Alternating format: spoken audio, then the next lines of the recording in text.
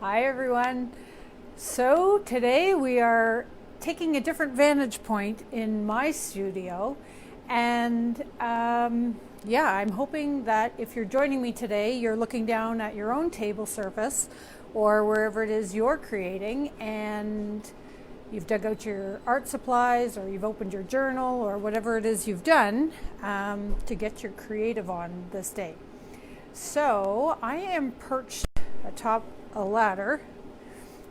Don't think you can see that, but I'm perched atop a ladder right now, and that is so that you guys can get a better vantage point today of top aerial view of when I'm working on my painting, because it's going to be done with encaustic. So I'm going to flip this camera around so that you can see. I've got my microphone on because we have the ventilation on because I'm working with encaustic today. So I'm hoping people can hear me, but this is my encaustic palette, and I could talk a little bit about that while people are starting to join. My super messy table, the ventilation system is going, which is why it's loud in here, but I have the microphone on, so hopefully you're hearing me.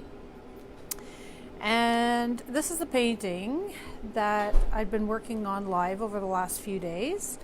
And today I'm going to transition it into an encaustic painting. So I don't, for everyone who knows my work, and for those of you who don't, I have a process that I call Two Worlds Collide, and it's the stable combination of mixed media art and encaustic painting. So over the last 2 days I've been doing an underpainting, and today I'm going to be transitioning it into the encaustic layer. So brief little note, little history about encaustic, little lesson maybe, is that encaustic, which is the combination of beeswax and damar resin, which is a tree sap, is it works well with other mediums, but it doesn't work well with acrylic. So long story short on that one, I mean, that's the whole basis for my Two Worlds Collide program. But the fact that the two will eventually repel one another, the wax and the encaustic medium, and I say eventually because if you do it initially and you say, no, it works just fine, it doesn't work just fine. It's actually a process that requires some stability. And so in Two Worlds Collide, basically I use materials that are devoid of any acrylic or any plastics at all. So what I'm going to do is I'm going to try and flip this camera around soon. So that's my encaustic palette. It's hot. It's been on for about the last half an hour or so. It does need a good cleaning, but for now it'll do the trick. Most of my waxes are already melted. The ventilation is on, as you can see. Well, you see the tubes anyway. You'll have to take my word for it that the ventilation's on. I hear that Amanda just came and joined her studio, so maybe later on, if she's still working, we can peek in and see what she's doing. That is the advantage of working in a shared studio space, is that just a few doors over, I have other artists working, and so the creative energy is constantly flowing through this space, which I love so much, and it's a treat being able to have a spot to retreat to do our art. So whether or not you call that your kitchen table or your basement or wherever it is you find a little time away from your day-to-day to make something that didn't exist the day before, to me that's a great day, and that's a privilege having art space to do so. So I am going to try and flip this camera over. You can see I've got this crazy little rig up here. So that's my little rat on a bike and his little felted friend. And then attached to that I have this long ruler with a very high-tech gizmo on the end, an elastic. And I am going to flip my camera over, and hopefully we'll be able to videotape what it is I'm doing, and you'll still be able to hear me because I'll keep the microphone plugged in, and hopefully we should have a good session today. So for those of you just starting to join us now, today I'm transitioning my painting from mixed media one to an encaustic based painting, or not encaustic based, encaustic finished painting. I always label my paintings as mixed media because the encaustic is only one process, and it's a very later finishing tool that I use in my paintings. So using my Two Worlds Collide program, I create a very stable base, which I've done live the last few days in this painting right here. And I'm going to talk a little bit about a few additions I made to this painting also. For anyone who's been watching closely, you might see a few new things happening. Yeah, so yesterday I had to do a few things to make sure that this process was going to be dry for today, because I really wanted to get into the wax, and if we don't have a good overnight dry on our mixed media paintings, then we can't really transition them into encaustic ones. Trapping moisture under the wax leads to all sorts of nasty things, including mold, and we don't need mold in our paintings. Anyway, so I'm going to flip this around. Let's see what happens. Now you're going to get to see my ceiling, and then for a moment.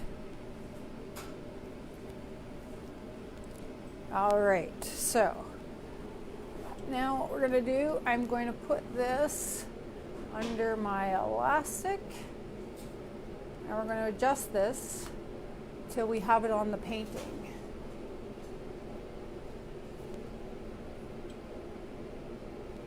So that looks pretty good. I can now adjust the painting so that it fits the screen a little bit better. Wrong way. There we go. So, Sophie, I can read your comment from here. Sophie's saying, you put in trees.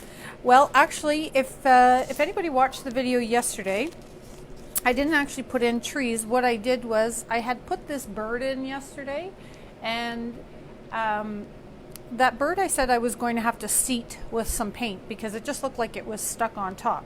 So I did that by over painting and incorporating that. And then I decided to add a second bird. Can we see this up here? Sort of. So I added a second bird up here. There we go.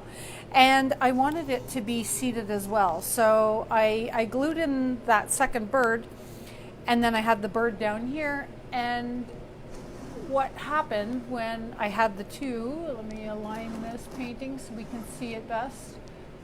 There we go. We can see both birds now. Good. So what happened when I had these two birds on here, I had to make a connection between the birds. So I just added a few branches to make sure that the birds actually, the branches serve two purposes for me. One, it connected the birds because otherwise they're kind of lost in this because of value. And I talk a lot about value when I'm teaching because I believe that value or the contrast in your painting is what keeps our viewers intrigued and looking at our work. And so because I have a lot of black and white and that sort of thing going on in my painting, I wanted to make sure that these two things were connected and had some grounding in this painting.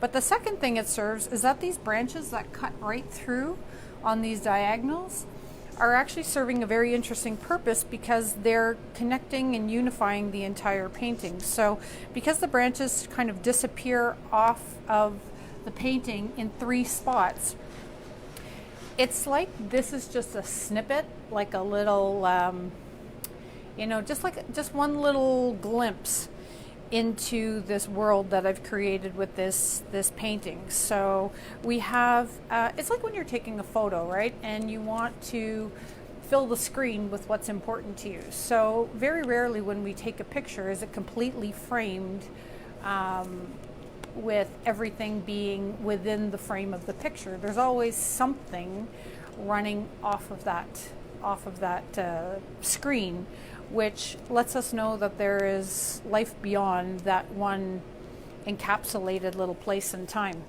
So I'm also going to put some tape just so that I remember as I keep moving this painting, so I remember where the painting actually was, so I can return it back to the space. Sorry, I'm trying to read comments in case I have to answer anything.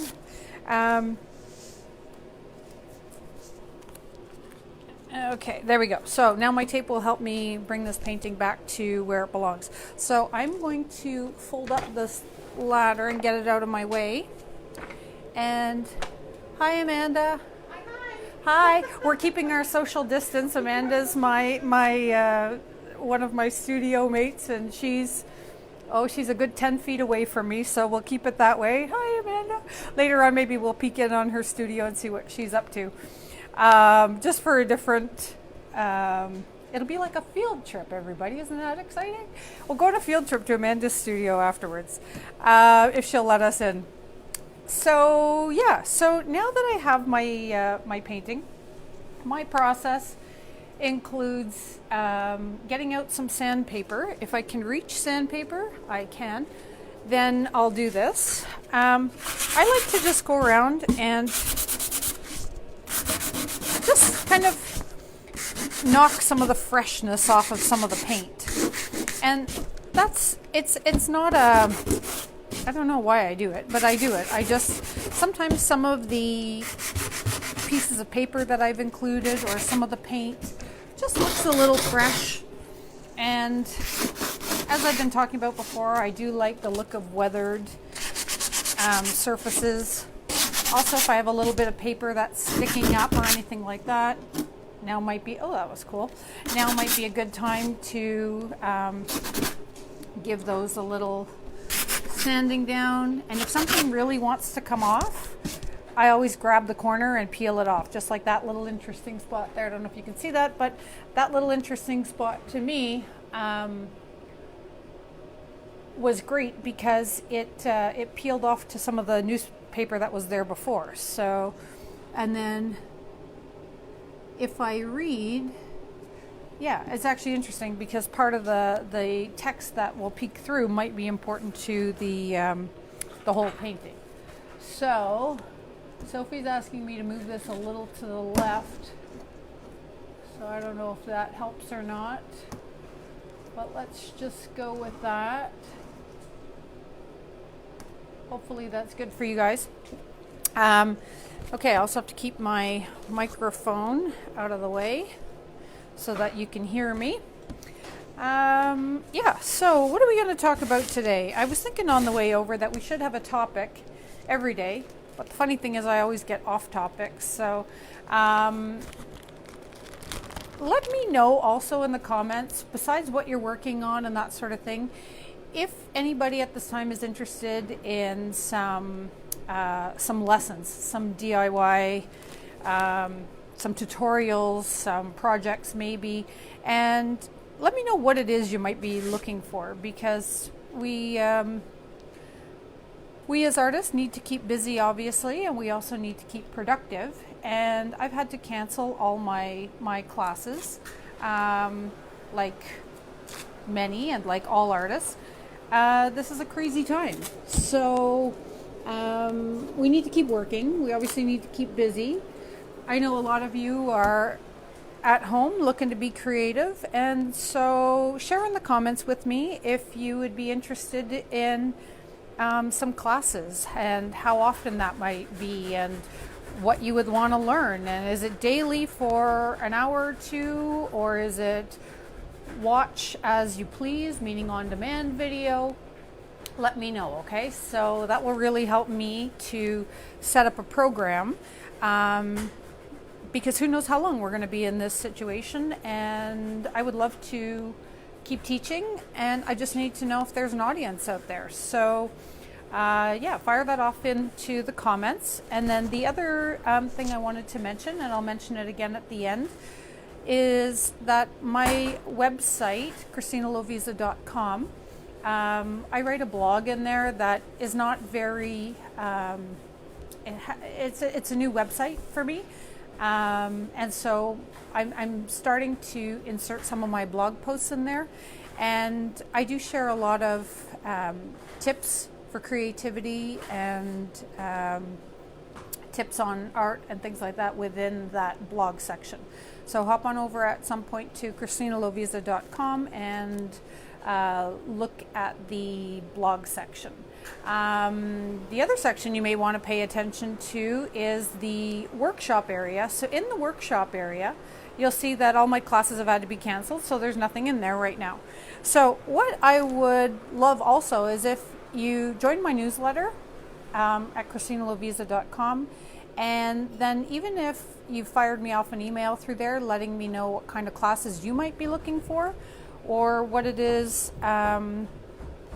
you could use from me, how I could be more in service to you guys, then that'll help me set up an online teaching program. So, not that I'm teaching, but I just want to make sure everybody's keeping busy and working. I'll just sort of give a little running commentary on what I'm doing. So, I know this is like, for any encaustic artist, they're like, what in the world is that girl doing right now? So, I have a bit of a unique, let's call it that, approach to mixed media and encaustic. And for anybody who's ever worked with encaustic pellets, you know that what happens with encaustic is that the more you heat it, the more, or encaustic medium, the more you heat it, the yellower it becomes. And that's because of science. That's because of oxidation.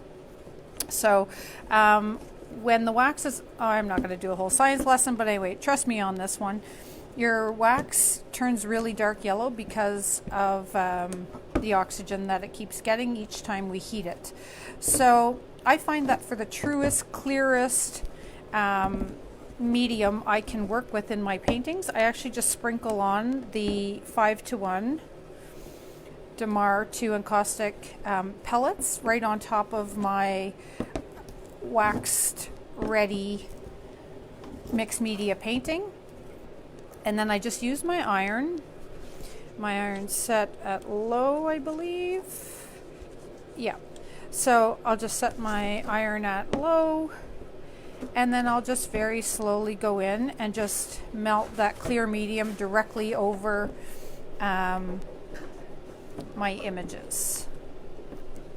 So I don't apply wax generally everywhere in my pieces. As I mentioned before, my pieces are mixed media. They're not entirely encaustic. So wax is only one more layer in my mixed media generally. Sometimes I do full encaustic paintings. Sometimes I do mixed media paintings without the addition of wax at all. It really just depends on the individual painting, and yeah, and just following that little whisper, that little muse that tells me whether or not I think it needs wax or not. So I'm feeling like this little world that I've created here in my abstract imagery, this round item, which I'm calling the world, or represents the world. I'm actually feeling like that's where the wax might be sort of centric in this painting, and then continuing through the birds. There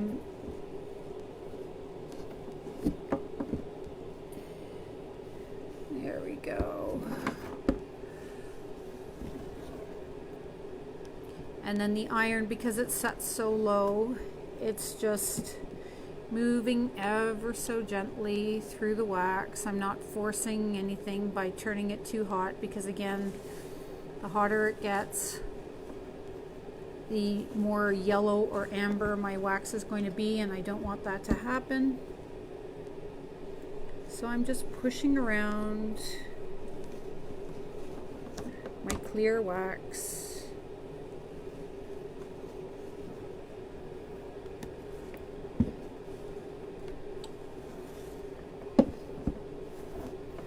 This is like the most zen process of painting for me. Anyway, it's when I get to just manipulate a little bit of the wax on top of my mixed media paintings. There's no stress. It's an observation, really. I'm just observing how the paper, how the paint, how everything is reacting to having a little bit of wax on top of it. Also, some of the things that I've put on here, like the pencil marks and all that, if they're water soluble, they may reactivate, because the wax, once it becomes liquefied, acts like a water, right? Like a liquid, and it can move that pencil. So sometimes I may want to be careful of where it is I'm actually moving that wax, because it looks dirty. If you can see right here, I'm not sure I'm liking the wax on top of the paper, because the paper is super absorbent, so it's being saturated into that spot. Not sure I love that, so I'm not gonna add wax there. That's just gonna be my response. And then here, might add a little bit of wax. So again, I'm just taking a few pellets, letting them melt where they may. So you can see there, that's enough of that for me. And then I'm going to direct some of my loose pellets over into this little world. I feel like I could use a little more over here.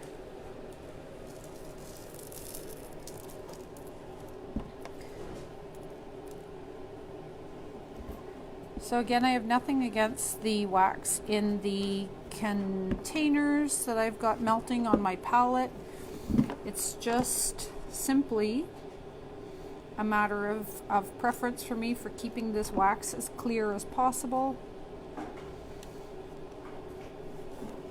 And then that way I have something that looks to me a bit cleaner, a bit fresher than the yellow of the wax or the amber of the wax. Any of you wondering what this little thing was? Forgot to talk about that. So I have this funny little habit.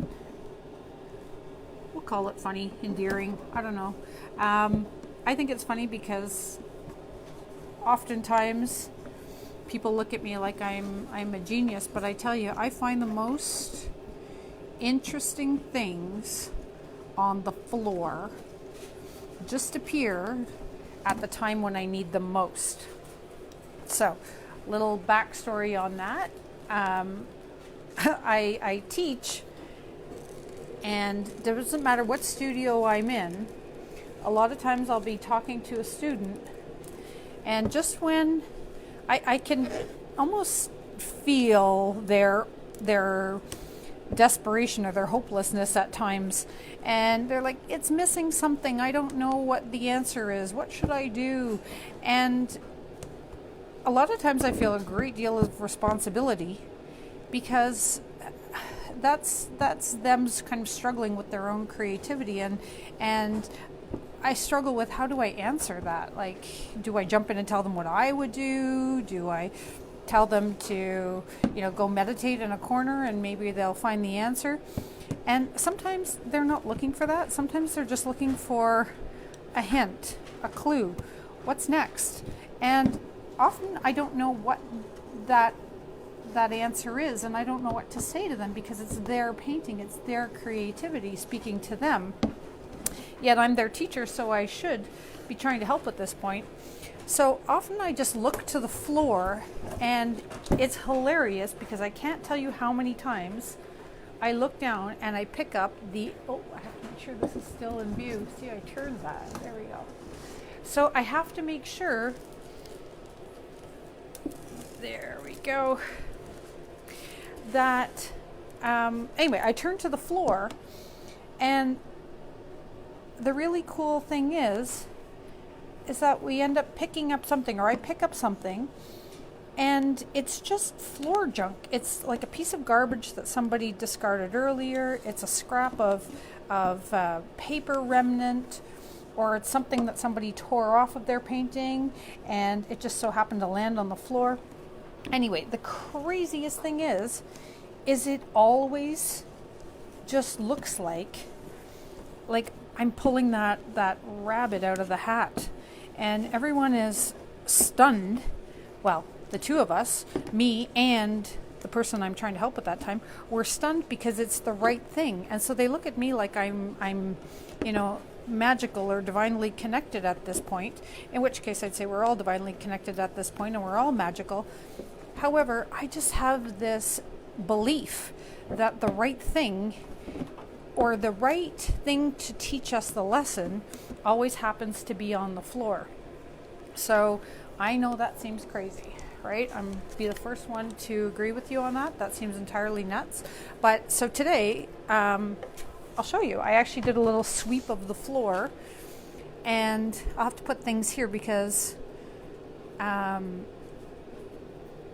you won't be able to see them unless I get the camera. So there's this little piece of rust paper that I found, which might go in this painting. There's also another little piece of this paper, which I clearly pulled off somewhere earlier. There's a little piece of fabric, some more rust paper with some actual garbage attached to it, and then these little things I find just to be delicious, yummy little bits. So I'm not sure if you can see that well enough, but it's a little piece of a napkin that has a half circle in pink on it. Here's a little piece of actual rust that came off of a Tonka truck. I found a bee, and I'm not sure what this little piece of paper is, but that's an amazing color. It's like raw umber with black edges. Looks fantastic. And maybe you guys aren't seeing the magic in all these yet, but I see incredible possibilities with here. But here's the one that intrigued me the most. So sometimes these pieces are just the right thing to stick somewhere. But look at this one that I found. So I have this rubber floor, those tiles. Let me see how I can put this so you can see it. So that was actually some red paint that had dripped onto this rubber floor, so I was able to peel it off. But it's like, how sweet is that? I couldn't have made a heart to be any more perfect and yet less perfect if I tried. So what I actually saw was the dirty side of it, which I still like too. So that is obviously red paint that I dripped on the floor and then stepped on. And then the great part about it is that it is this absolute perfect little piece that I am going to now save on the side, all these little bits and pieces. And when I'm at that point where I say to my painting, okay, what's next? Sometimes I'll just glance over and that happens to be the perfect piece.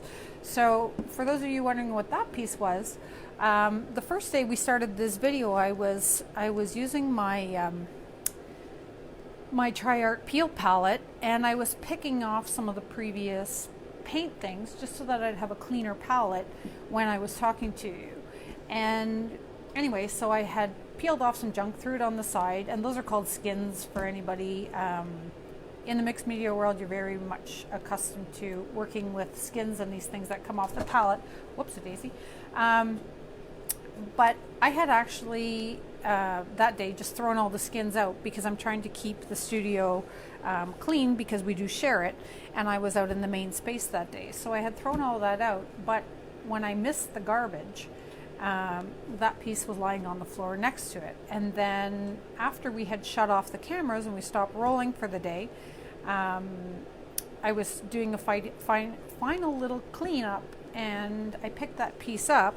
And earlier, I'm not sure if we can see all the way down here, but in this corner, I actually picked up this piece of paper that had this orange on it, and I collaged that in very randomly.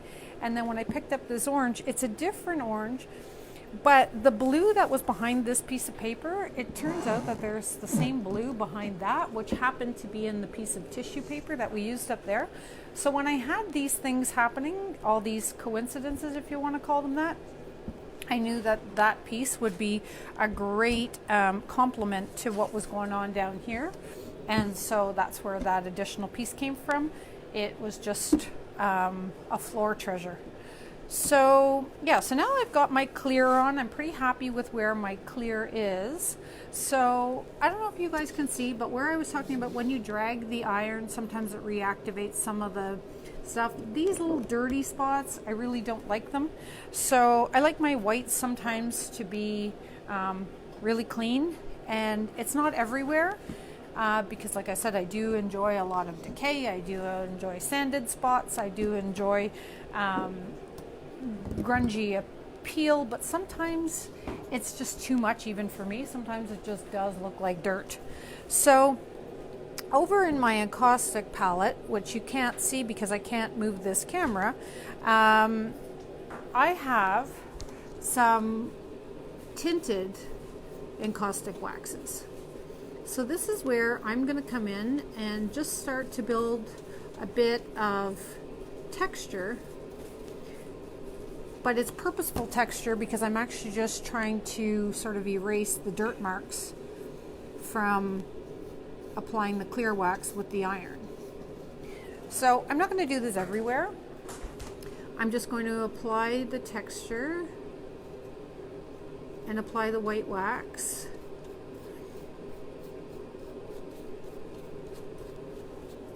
And it's going to serve lots of purposes for me, but in this case, like I said, I'm just cleaning up my painting a little bit. So, and I'm sure across every medium, you all have your ways of fine-tuning your artwork that are probably pretty, how do I want to say this? Very proprietary to you. So it's not something that maybe you'll see done very often, or maybe it's something that is not common within the medium you're working in. But I'm sure you've all developed ways of fine-tuning and playing with your art that it just has that little, I guess, that little spark, that little essence of you in there that otherwise wouldn't be known to the viewer, to the buyer, to the general public. I can always tell when I'm really in a zone when I look back at my art, because not even just a day, but even like 2 days, 3 days, and then going on months and years later, I'll look back at my own art sometimes with absolute awe, because I'll say, wow, like, did I ever take the time to fine tune this painting? Did I ever do something that was really special here? And then you start to, I'm sure a lot of artists can agree with this, you start to wonder, will I ever be that good again? Am I still that good? Was that a one hit wonder, that painting?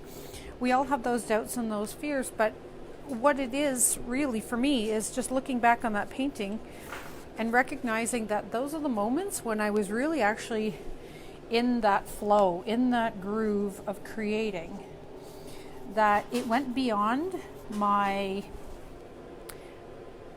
skill set and my training, I guess, in art. And it extends beyond into that realm of, sorry, now I'm in gray. Anyway, it extends into that realm of magic. Like, really, it's and I use that word a lot, actually, magic, because a lot of people will say it's divine intervention. A lot of people say, no, I'm just skilled, I'm just really trained. Well, whatever it is that you find fuels your creativity and puts that magical spark into your artwork, I'm going to keep referring to it as magic because I think it truly is. I love looking into all forms of art, and there's just something about looking at art that has been well done and art that has been touched by the hand of magic that, to me, it speaks volumes. But even in my own work, I can tell when I was working, meaning when I was creating stuff for one of my commercial ventures, or whether I was actually just in the flow of creating. And that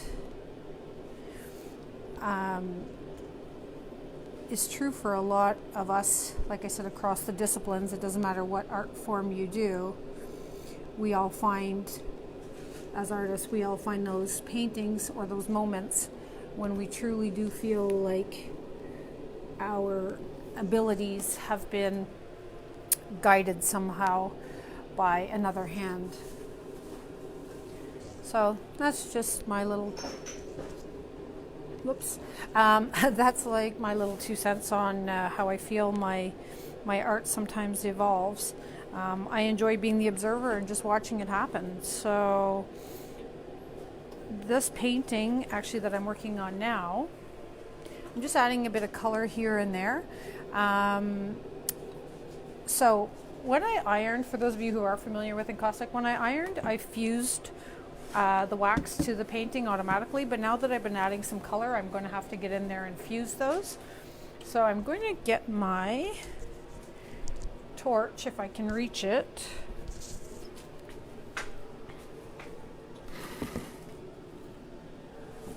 I won't use my heat gun because you might not be able to hear me if I turn on the heat gun and the ventilation and. So I'm just going to go in and lightly fuse with my torch some of that white and some of the color that I've put in.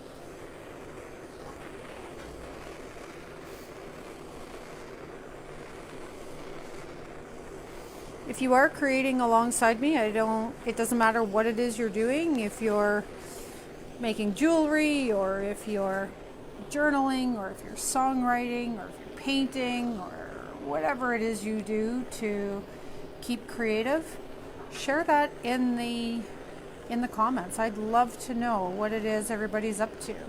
I know some of you who sew, some of you who craft, some of you who scrapbook, some of you who make greeting cards. It's all art. It all counts. In a time when I think our creativity is needed, not only for our sanity, but to elevate the creative consciousness in the world, I think it's time to pull out those supplies, whatever they may be for you. Even if it's a journal, writing, everything counts. So I'd like to know what it is you're working on. If you're too shy to share your pictures, or you don't feel like your work is at a place where you want to share it yet, just write what you're doing. Scrapbooking, creative, making bracelets. Tag me in it. I'd love to know what you're doing.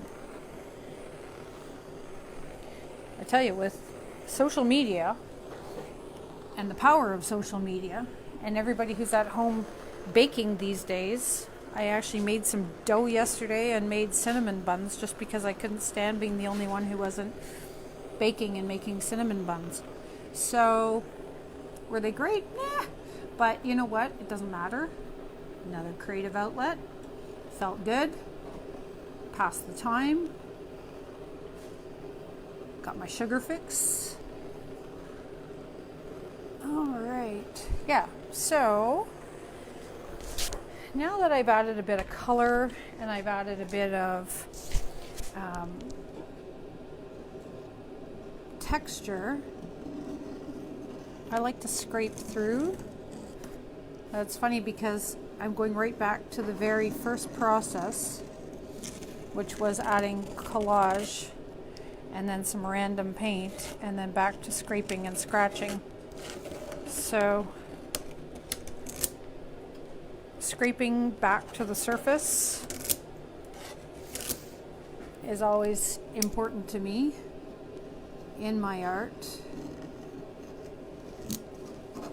That's why I always believe in layers.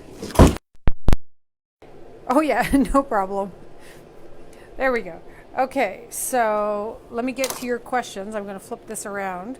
So my handy dandy little system failed me, my tripod. So what we're going to do is we're going to move the, there we go. We're going to move this to a more, a different, that's all it will be. We're going to move this to a different perspective. Okay, so I'm going to turn that around because the wall's not very interesting. Okay, now we need to move this down.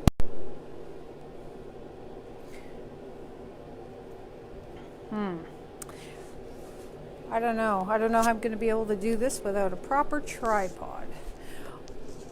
So, there. It was a good system, it just wasn't very stable. So, I'm going to continue my scratch work and everything, and hopefully you can still see it. But make sure you tell me in the comments also if you're looking for more classes or more instruction, because that'll help me tailor any programs I'm going to be developing for teaching from now on, or not even just during this time, but I do expect to extend it to part of my new practice.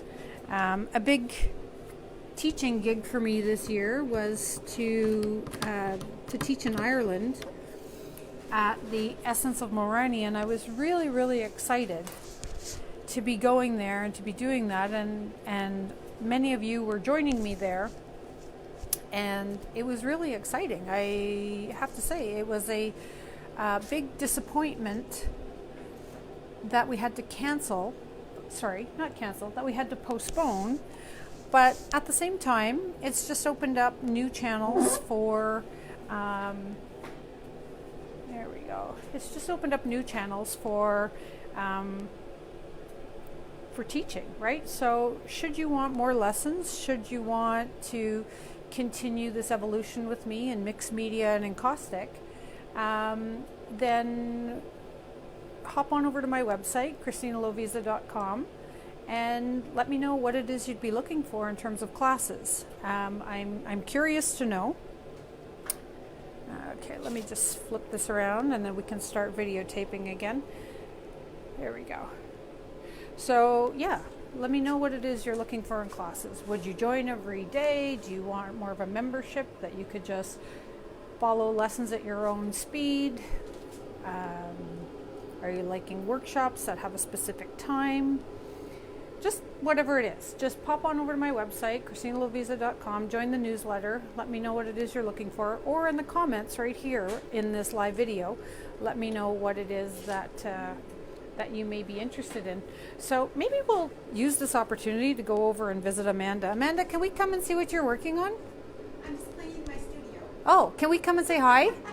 Sure. Okay, we're going to go on a little field trip now because yeah, I'm not sure where I'm going to go with this painting anymore right now, but especially since I just lost my rig, let's just take a little tour. So Amanda's cleaning. It's always a good time. You know what, I listened to a podcast yesterday, and it was all about what artists can do in this crazy time. And I thought it was fantastic because one of their suggestions was to clean your studio. So spring cleaning, I suppose, is sweeping the world right now in terms of people stuck in their homes and people stuck in or whatever. The reframing I like is safe at, so we're safe at home, not stuck at home. And yeah, so spring cleaning is a good thing. So anyway, so Amanda's taking their advice, and there she is. Hi, Amanda. Hi there. So Amanda's going to be moving her classes online as well. So make sure if any of you who are watching that have taken Amanda's encaustic classes, whether you have or haven't, you should definitely pay attention to the website and let me know that in the comments as well. Let me show you a little of Amanda's work. So Amanda does a more purist encaustic approach.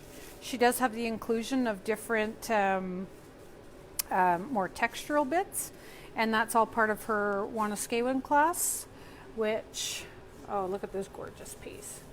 We dive into some of that texture. So Amanda uses fibers and feathers and textures and broken bits of mirror and tile and all kinds of things in a more playful and process over product type teaching, which you know I'm all about. So these are boards which are in progress. I think she started those with a base of cold wax, which I am desperately trying to get her to teach us, because I think the working with cold wax and the hot wax is really intriguing to me. And we were waiting for spring so that we could open the door for ventilation, but now that we're doing this all virtually, no one will get grossed out by the smell. All right, so I think because I dropped that and my rig is now compromised, I think I'm going to have to end this a little short today. It's only 10:02, but anyway, I think I'm going to end this short today, guys. Just keep doing whatever it is you're doing to keep it creative. Keep yourself sane. Keep the art flowing. God, my studio could use a clean too. But anyway, we're not going to go there right now. It's funny because I am actually like the opposite of everybody. When they say, you know, everybody's getting into cleaning, I'm just finding the opposite. I'm enjoying my mess. So, yeah, I don't know. Maybe one day I'll get to the point where I feel that the mess is overwhelming. But for now, it's part of the creativity. So thank you all so much for joining. And please do share what it is you're finding yourselves getting creative with these days. I'd love to know what you're working on. Okay, chat soon. Bye-bye. See you tomorrow.